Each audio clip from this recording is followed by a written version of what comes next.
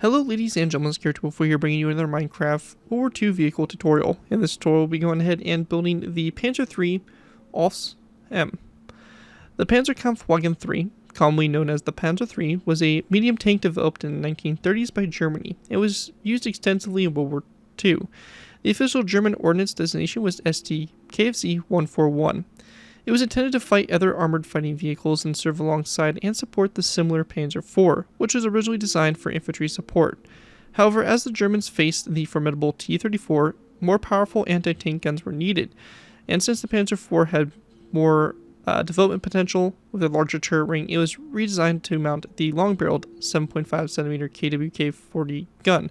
The Panzer III effectively swapped roles with the Panzer IV, as from 1942 the last version of the Panzer III mounted the 7.5cm KWK-37L/24 that was better suited for infantry support.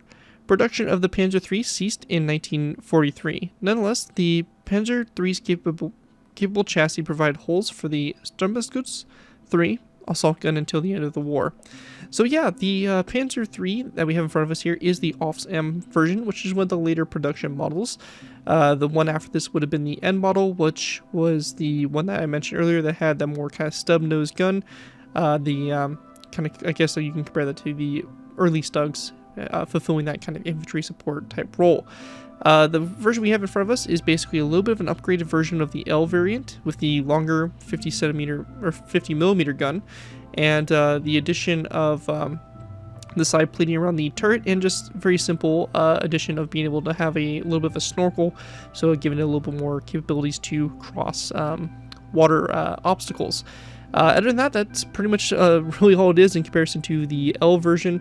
We also have it here in the kind of tan color scheme, which from my research here is basically the color scheme that Germany was starting to paint its tanks in during the time period that this tank would have been produced. So overall, pretty cool build and should be a fun one to build. This is a nice kind of later war, or I would say mid to late war version of the Panzer III, and not really intended to be an early war version if you're building any kind of specific maps or anything like that that do require an early version. But it should be a fun build, again, to add to your worlds and fulfill that role of a, Panzer III tank, which was so iconic and so widely used during the war. Actually, we can go ahead and just jump right in and take a look at it. I don't have a patron to mention in this video, but yeah, we'll just go ahead and take a look at it. So, start off with the Panzer III chassis. You might remember this chassis from the whole of the Stug that we did a while back. But we got the main gun here, obviously the longer barreled 50mm gun. We have the basically extra plating that was added on to the front of the turret and the hole here to give it a little bit more I guess, protection, as its armor was pretty weak when it started to get into the mid to late war period. We have all the detail on the siding here with different equipment and stuff mounted on the side. This also has the armor that goes around, or the armor plating that goes around the turret. We do not have the side armor on the side of the tank. That is on the N version, however. We then also have the MG34 mounted up on top of the vehicle as well for some extra firepower and infantry support weaponry. But yeah, that right there is basically the design there for our Panzer III Ausf. And without further ado, let's go ahead and move into the tutorial by beginning with our first layer, layer number 1. Alright guys, so going ahead and move into our first layer, we go ahead and begin with layers 0 through 1. For these layers to go ahead and get started with here, we want to begin with by placing down a nether brick slab, followed by a nether brick top slab coming off that. We're going to then place down 1, 2, 3, 4, 5, and 6 blocks in the ground like so, and then 2 nether brick slabs, 1 slab and 1 top slab like that on the end there. We're going to go up to this nether brick slab here. We're going to place down 3 smooth sandstone top slabs across. You can also use stone for this if you want to. If you want to have a stone colored version, that is also acceptable. We're going to then go back to this nether brick slab here and do the same thing, 3 smooth sandstone top slabs over. We can then copy the track design that we did over the other side over to here. So we're just going to do the same thing for nether brick slabs and full blocks there on the ground. And we have our kind of layout there for it. At this point, we're going to go ahead and then grab our grindstones. We're going to place down 2 grindstones basically coming off each other like so for our first set of wheels, our second set here, and then our third like so. If you're on Bedrock or Pocket Edition, I don't believe you can do that feature with the grindstones. If that's the case, you can just go ahead and place down a row of grindstones across here like so. Not really that big of a deal. This one here obviously is a little bit better suited, but with our restrictions and stuff like that between the versions. That right there is an alternative to place your grindstones like that. Either way, we'll have a line of grindstones on both sides there, and we can go and fill in this middle space here with sandstone top slabs. After that, we're going to go ahead and go to the sides here of these grindstones. We're going to place down item frames on each one, and in those item frames, we're going to place down gray concrete, like so. Now, this right here could be altered to be sandstone, whatever you choose. This is just kind of going off War Thunder and how War Thunder has the road wheels still in a gray color. With that done, we're going to go to the back of the vehicle here. We're going to place down a birchwood fence gate, and then a acacia wood trapdoor coming off that fence gate, like so, toward the back there. And once we have that all complete, that's going to basically wrap up what we have there for layers 0 and 1. Taking a look at it from above is what we should have for the top-down view. And with that, we'll be going ahead and moving into our next layer, layer number 2. Moving into our next layer, we have layer number 2. For layer 2, we're going to place down a nether brick stair on top of these 2 nether brick top slabs, as well as a row 3 of sandstone walls across between those stairs. Both sides here, we're going to place down an item frame, and then in those item frames, we're going to place down tripwire hooks, which will be rotated face downwards like so. After that, we're going to place down a row 3 of smooth sandstone blocks across this back section here. And then after that, a gray shulker box to both sides, an item frame coming off the gray shulker box, and then in that item frame, we're going to place down a cobweb like so. From this point, we also, if you're on Java, want to place down a stone button on the side there of the shulker box. We can only place down a stone button in item frame in the same block space on Java. If you're on Bedrock or Pocket Edition, just place down the item frame and disregard that button. This point here, we want to take our nether brick top slabs. We're going to place down 1, 2, 3, 4, 5, 6 top slabs back, and over here, same thing, 1, 2, 3, 4, 5, 6. We can then take our smooth sandstone full blocks, which we'll go ahead and grab here, and we can fill in the hole inside here between those nether brick top slabs, just like that. And then we're going to build one more row back like so. Coming off the sides of this row, we're going to place down a gray shulker box to both sides, just like we did for the front, an item frame, a cobweb in the item frame, and then a stone button like that. Same thing over here, item frame, cobweb, stone button. Then on the back here, we're going to place down a nether brick stair. Coming off these shulker boxes, make sure you don't open the shulker boxes like I just did on accident. With that all the way, we're going to go ahead and take our sandstone stairs, place down a row 3 across. After that, a granite wall on top of this trapdoor, and then a polished granite top slab there to the side. We'll then take our acacia wood signs, and we're just going to go ahead and wrap acacia wood signs around the wall and top slab like so for the back there.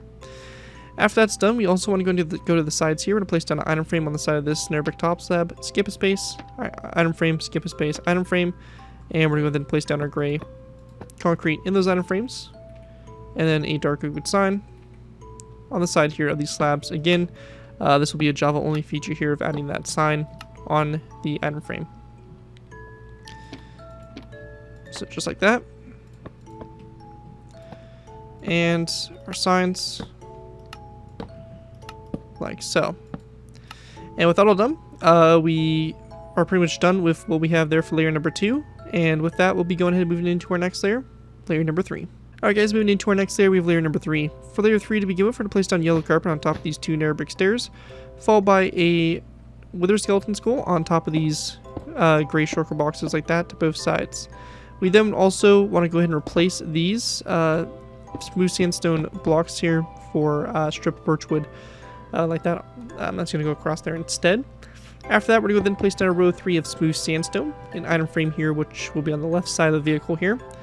And in that item frame, we're going to place down a black bed rotated on its side. Being on Java, we're going to go ahead and also place down a birchwood sign on the side of that block as well. And we're going to go ahead and also take our yellow stained glass panes and place down 2 yellow stained glass panes across like that. If we're on Java, we can also go ahead and use a Java only command, which would be a /give at space @p space Minecraft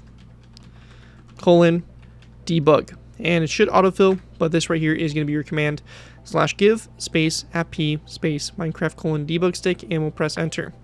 Now what we'll do here is we'll go ahead and left click the glass pane, and we'll change the directions here that the glass pane extends to. And what this does here is it kind of fills out the front kind of armor paneling a little bit better, and just makes it look all around a little bit nicer. And that, yeah, again, that's going to be using the debug stick. So just a nice Java feature there.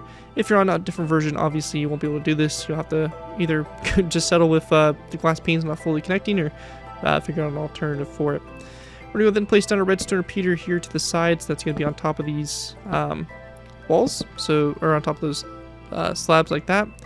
After we have that done, we want to go then place down 1, 2, and 3 smooth sandstone blocks across.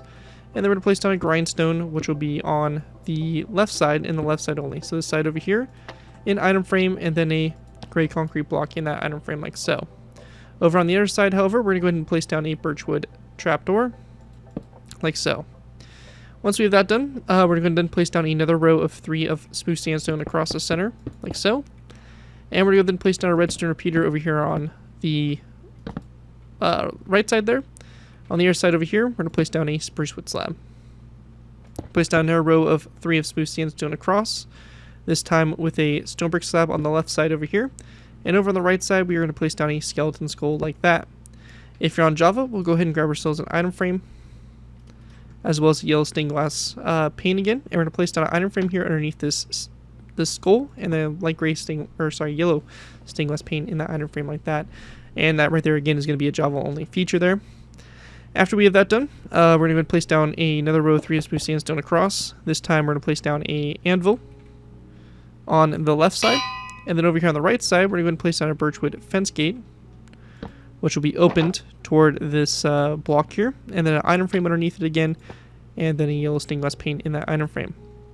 Continuing on, another row of 3 of smooth sandstone across, then a grindstone coming off this anvil here. Again, on Java, we can place down an item frame underneath that grindstone, like so, and place down a yellow stained glass pane in the item frame. And over here, obviously, item frame, yellow stained glass pane, and then an end rod right there. Then continue on, another row of 3 of smooth sandstone across, a grindstone over here, item frame on the side there, and a gray concrete block like so. And actually, this right here is actually going to be a row of 3 of sandstone stairs. So it's going to be a row of 3 of smooth sandstone stairs across like that. And then just an end rod again over here on the right side, followed by an item frame, and again that item frame with a yellow stained glass pane. We're going to then place down a sandstone slab here in the center, and then a birchwood stair like this to both sides. We're going to then place down a birchwood trapdoor, coming off those 2 stairs there, or actually rather the left side stair, and then over here on the right side it's going to be a sandstone wall. We're going to place down item frames coming off these walls and item frames, and then in those item frames we're going to place down a red concrete block, as well as a birchwood sign for our Java players here on the side of the wall and on the side of that trapdoor like that to make the back there. After that's done, we're going to go then place down a wither skeleton skull on top of this top slab here, and then a acacia wood pressure plate on top of that wall right there. And with that all done, that right there is going to conclude what we have for layer number 3. Take a look at it from above. This is what we should have for the top-down view. And with that, let's go ahead and move into our next layer, layer number 4. Alright guys, moving into our next layer, we'll be moving into layer 4. For layer 4, we're going to start off by placing a nice smooth sandstone block on top of this one right here, and then a smooth sandstone upside down stair like that to both sides. If you're on Java, we can go ahead and do a little bit of extra by going ahead and going to our stair here, and we'll go ahead and use our debug stick. And we'll go ahead and actually change the properties of the stair and the direction it faces. Or the selected shape is what we're going to go ahead and do. We're going to right click until we get a corner stair that looks like that. And we're going to do the same thing over here. So just like that, so you have that corner stair there on both sides. After that is done, we want to go ahead and then place down a row of 1, 2, 3, and 4 sandstone top slabs down the center, and then a glass pane to both sides. After that, we're going to go then place down a row of 3 of smooth sandstone across this section here, and then 1 and 2 sandstone walls to the sides here of that stair. This stair will actually alter, so we'll just want to make sure that we right click these, or basically change it back for a debug stick like so to go ahead and fix those. And also for these glass panes here, we want to go ahead and extend these also for us on Java. So I'll just be extended there to the sides for that front armor paneling on the front there of the turret. After that, we want to go ahead and then take our smooth sandstone and place down a row of 3 across this section here. Sandstone wall again to both sides. And we then want to place down a sandstone block at the center, and then a sandstone wall to both sides of that sandstone block. We're also going to replace these sandstone blocks here with some stripped birchwood, and then a yellow stained glass pane here in the corners like so. After that, we're going to then place down another yellow stained glass pane back, followed by a birchwood trapdoor to both sides, and then in the center we're going to place down a sandstone top slab. On the back here, we're going to place down a sandstone wall, and then a yellow stained glass pane like that to both sides, like so. And after we have that all done, we can use our debug stick here again to extend our yellow stained glass panes out basically to the sides there. So we'll extend those ones back on the sides there, and the ones on the back here out to the sides there as well. So just like that, to go ahead and form that kind of armor or extra armor plane that goes around the turret. Anyways, though, that right there is going to conclude what we have for layer number 4, and with that, we'll be going ahead and moving into our last final layers. So moving into our final layers here, we have layers 5 through 8. For these layers to go ahead and get started with, you're going to place down a birchwood trapdoor on top of this sandstone top slab here. And then grabbing our daylight detectors, we're going to place down a row of 3 of daylight detectors across, like so. Just note that this trapdoor will probably open. If that's the case, just go ahead and right click it so it closes. We then want to go ahead and place down a wither skeleton skull on top of these 2 stairs here for the smoke grenade dispensers, as well as a sandstone slab that goes back from the daylight detectors, and then a sandstone fence post directly there in the center. After that, we're going to then place down a birchwood stair here, a second stair coming off the back here of that, and then we're going to place down a skeleton skull here to the sides, and then one at a slight angle like that on both sides on those walls. We're going to then place down a sandstone slab coming off this on the back here, and then a skeleton skull on both sides of the slab like that. And after we have that done, continuing to work our way up, we're going to go ahead and grab ourselves a iron bar, and we're going to place down 1, 2, 3, and 4 iron bars on this right side sandstone wall. And then for the machine gun itself, we're going to place down a polished blackstone upside down stair on top of that right there, followed by a spruce wood stair that goes back from it. And then we're going to go ahead and place down a wither skeleton skull coming off the front here, followed by a chain, wither skeleton skull on the right side of that block, a redstone repeater on top of this stair here, and then a spruce wood button on top here, like so. And that right there will basically complete layers 5 through 8. And actually, one more thing we have to cover here, it's also going to be an item frame on the side of this polished blackstone stair, a black bed rotate on the side, and a dark oak wood sign on the side of that if you're on Java. Anyways, with that all complete now, that is going to wrap up my tutorial here for the Panzer III Ausf M. Hope you guys do enjoy this design and are able to put it to good use. If you do end up using this build, I do ask that you guys give me proper credit for it. This will be linked from a on the build, tweet to my channel, or this video if this does appear on social media sites. As long as you guys give me proper credit for it, your free user projects you guys are working on. Overall, enjoy the build, have fun with it, all that fun stuff. With that though, that's going to do it for this video. Thank you guys again so much for watching. As always, don't forget to like, comment, and subscribe. This has been Cayde 204, and I'll see you guys next time.